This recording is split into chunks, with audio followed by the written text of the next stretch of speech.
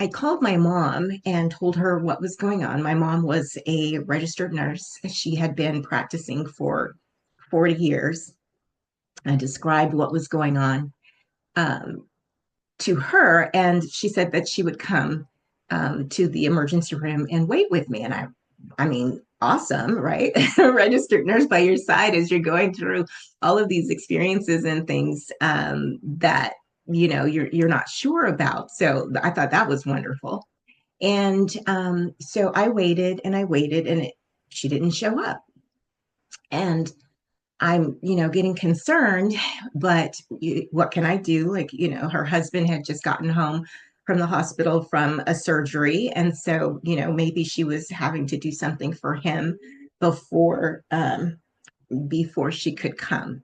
So a little bit later, I get a phone call and it's my mom. And she's like, Yvette, where are you? I said, I'm at the hospital. I'm in the emergency room. She said, I went to the emergency room. They told me that you had been taken to the fifth floor. And so I went to the fifth floor, and they told me they didn't have any record of you coming to their floor or any, plans for you to come to their floor. I was like, they've not taken me anywhere. I said, I've been in the emergency room the whole time. I'm just in the back side of it, not the front side of it. So she said, I'll be right there. And she left. So there was a storm going on. This was in February. There was a storm going on. And she left the fifth floor and went back down to the lobby. And they told her that she had to walk outside and go around to where the entrance of the emergency room was.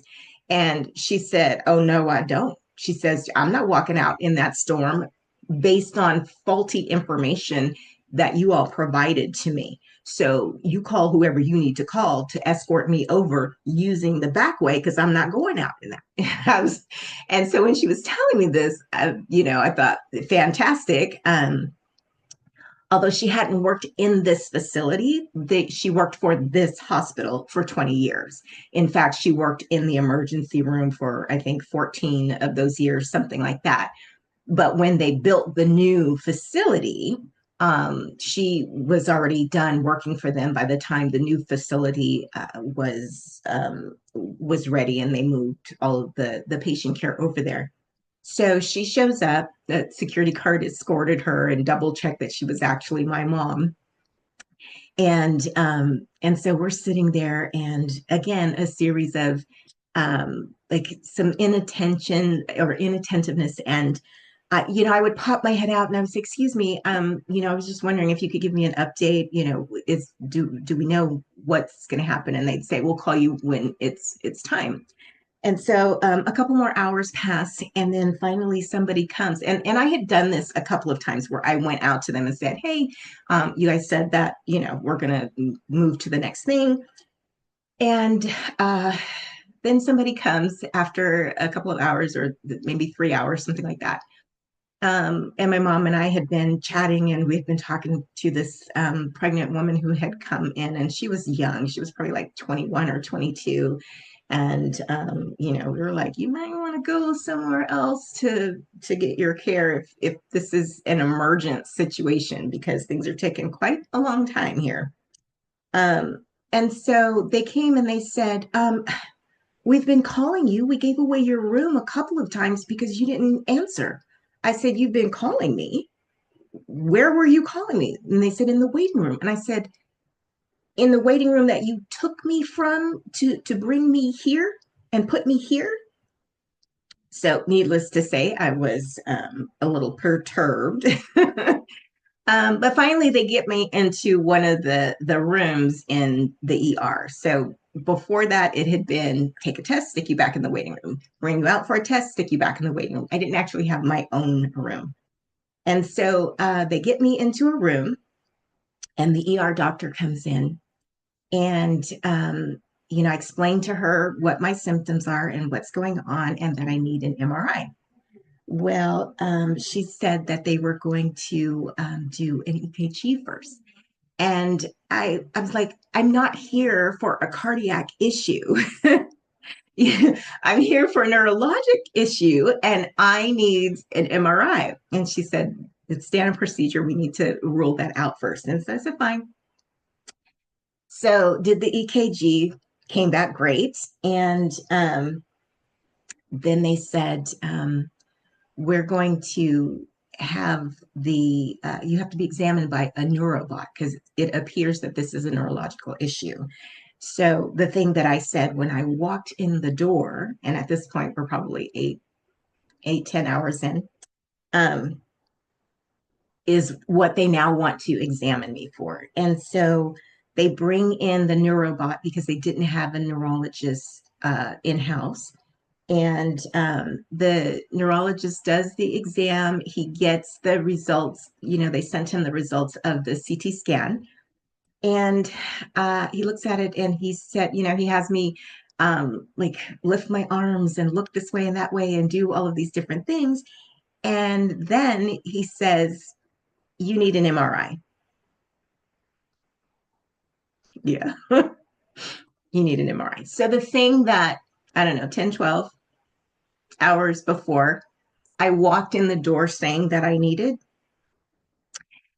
it was just proclaimed that this was what I needed. So the ER doc thanked the neurologist and had the neurobot moved out of my room. And then she said, let me go set up your MRI and I'll be right back.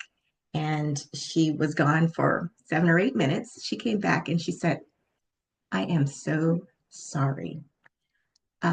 They shut down that part of it 15 minutes ago or 20 minutes ago. And so we're going to have to admit you and do the MRI in the morning. Yeah. I was not happy, clearly. And, my mom, who was tired and, now she's helping 2 patients that aren't actually her patients, they're her family members. And so I told her, I said, and they told me that it was going to be several hours before they would have a room ready for me upstairs on the 5th floor. Yeah. Now they're actually finally sending me to the 5th floor. So, I sent my mom home. I just said, there's nothing for you to do here. I'm just going to close my eyes and rest. I am not going to, what am I going to do? And there's nothing for you to do. So go home, get some rest. I'll call you tomorrow when I know something else. And she said, will you call me tonight if anything happens and you need me? And I said, I would. So I sent her home and I waited, and it was hours yet again until they were found, or not found, but a room was ready for me. And so I've been in this hospital for a very long time at this point. And so as they took me upstairs, I said, I've been here since, it's the next day. And so I said, I've been here since yesterday afternoon. Is it possible for you to get me something to eat? Because I haven't had anything to eat since I've been here. And they said yes. And, they took me to my room and gave me a hospital gown and all that stuff to get into. And then they came to bring me some sustenance, and applesauce. One of those little round hospital applesauce containers. And that was my sustenance. And the next part is going to be in the next video.